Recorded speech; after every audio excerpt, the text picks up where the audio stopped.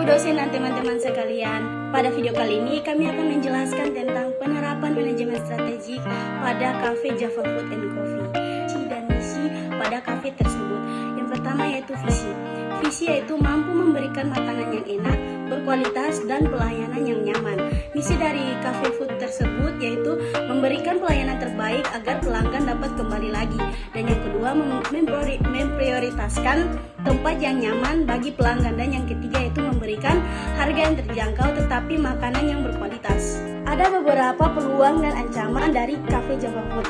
Yang pertama yaitu peluang. Pertama, pertumbuhan minat terhadap kopi spesialis. Yang kedua, kemitraan dengan pemasok lokal. Yang ketiga, perluasan layanan pengiriman. Yang keempat, penawaran program loyalitas. Dan yang terakhir, pengembangan produk inovatif. Yang kedua yaitu ancaman. Ancaman yaitu yang pertama, persaingan yang ketat. Dan yang kedua, perubahan tren konsumen. Ketiga, biaya bahan baku fluktuatif. Dan yang keempat yaitu regulasi pemerintahan. Ada beberapa kekuatan dan kelemahan utama dari organisasi ini. Yang pertama yaitu kekuatan. Kekuatan yang pertama yaitu kualitas produk. Kedua, pelayanan pelanggan yang baik. Ketiga, lokasi yang strategis. Dan yang keempat, desain dan atmosfer yang menarik. Kelemahan yang terjadi pada kafe ini, yang pertama, ketergantungan pada karyawan. Yang kedua, keterbatasan ruang, harga yang lebih tinggi. Dan yang terakhir, ruangnya inovasi menu. Yang kelima, bagaimana sih kalian menggambarkan kondisi keuangan organisasi? Kami sekelompok menggambarkan kondisi keuangan organisasi dengan menggunakan laporan keuangan dalam kinerja pasar. Yang keenam, apa sih strategi dan tujuan perusahaan saat ini? Strategi dan tujuan perusahaan pada Java Food and Cafe, pada faktor eksternal dan internal ada beberapa. Yang pertama, kekuatan berupa kualitas produk, pelayanan pelanggan yang baik, lokasi yang strategi, desain dan atmosfer yang menarik, dan varian menu yang beragam. Yang kedua, ada kelemahan. Kelemahan tersebut berupa ketergantungan pada karyawan, keterbatasan ruang, harga jual yang lebih tinggi, dan kurangnya inovasi menu. Yang ketiga, ada peluang berupa pertumbuhan minat terhadap kopi spesialis, kemitraan dengan pemasok lokal, perluasan layanan pengiriman, penawaran program loyalitas, pengembangan produk inovatif, kualitas produk yang superior, pengalaman pelanggan yang baik, lokasi strategis, dan menu yang beragam dan inovatif. Yang keempat yaitu ancaman. Ancaman tersebut berupa persaingan yang ketat, perubahan tren konsumen, biaya bahan baku yang fluktuatif, regulasi pemerintah, pertumbuhan minat terhadap makanan dan minuman sehat, kolaborasi dengan pemasok lokal, ekspansi melalui layanan pengiriman, program loyalitas pelanggan, dan persaingan. Baik, yang ketujuh, siapa saja pesaing perusahaan dan apa strategi mereka? Ada beberapa pesaing perusahaan. Yang pertama, restoran. Yang kedua, warkop. Dan yang ketiga, pedagang kaki lima. Apa strategi mereka? Strategi mereka yaitu mendapatkan pelanggan dengan harga strategi dan cita rasa yang enak. Sedangkan pedagang kaki lima hanya berjualan di malam hari. Oleh sebab itu mereka dapat menarik pelanggan karena pelanggan kebanyakan lapar pada malam hari. Baik, yang kedelapan, tujuan dan strategi apa yang kelompok Anda rekomendasikan untuk organisasi ini? Ada 4 tujuan.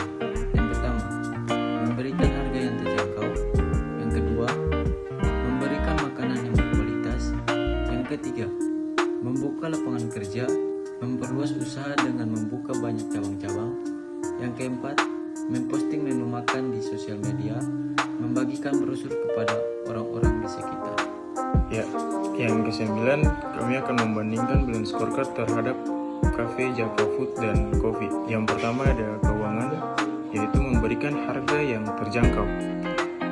Kedua, internal, membuka lapangan kerja, memperluas usaha dengan membuka banyak cabang. Yang ketiga, inovasi, memposting menu makan di sosmed dan membagikan brosur ke orang-orang sekitar. Dan yang keempat, pelanggan, memberikan makanan yang berkualitas. Oke, yang ke-10, bagaimana organisasi dapat menerapkan dengan baik apa yang Anda rekomendasikan. Setelah itu, implementasi apa yang kelompok Anda bayangkan, bagaimana perusahaan dapat menghindari atau memecahkan masalah-masalah tersebut. Ya, jadi yang pertama itu ada perencanaan strategis. Perusahaan perlu mengintegrasikan inovasi ke dalam perencanaan strategis mereka. Hal ini melibatkan mengidentifikasi tujuan jangka panjang dan tujuan spesifik terkait inovasi, serta menetapkan indikator kinerja yang terukur untuk mengukur keberhasilannya. Selanjutnya, budaya inovasi. Perusahaan harus menciptakan budaya yang mendorong dan mendukung inovasi. Ini melibatkan membangun lingkungan yang terbuka terhadap ide-ide baru, memperhatikan umpan balik karyawan, dan memberikan insentif untuk kreativitas dan eksperimen. Yang ketiga, keterlibatan karyawan.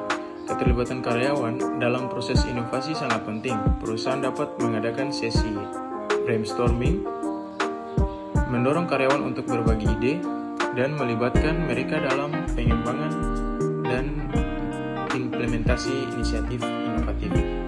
Yang keempat, riset dan pengembangan. Perusahaan dapat melakukan investasi dalam riset dan pengembangan untuk menghasilkan ide-ide inovatif.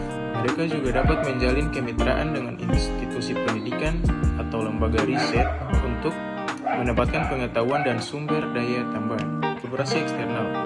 Melakukan kolaborasi dengan baik eksternal seperti pemasok, pelanggan, atau komunitas lokal dapat memperluas sumber ide dan membuka peluang untuk inovasi yang berkelanjutan. Selanjutnya, pertimbangan etika. Perusahaan harus memperluas etika dalam pelaksanaan inovasi mereka. Hal ini melibatkan memastikan keamanan dan keadilan dalam hubungan dengan karyawan, pemasok, dan pelanggan, serta mematuhi standar etika yang berlaku dalam industri dan masyarakat. Yang terakhir, keberlanjutan dan tanggung jawab sosial. Dalam mengimplementasikan inovasi, perusahaan harus mempertimbangkan dampaknya terhadap keberlanjutan lingkungan dan tanggung jawab sosial. Ini dapat meliputi penggunaan bahan baku yang berkelanjutan, pengurangan limbah, dukungan terhadap komunitas lokal, dan upaya untuk mengurangi jejak karbon. Mungkin itu saja yang dapat kami sampaikan. Kurang lebihnya kami mohon maaf. Sekian dan terima kasih. Jangan lupa like,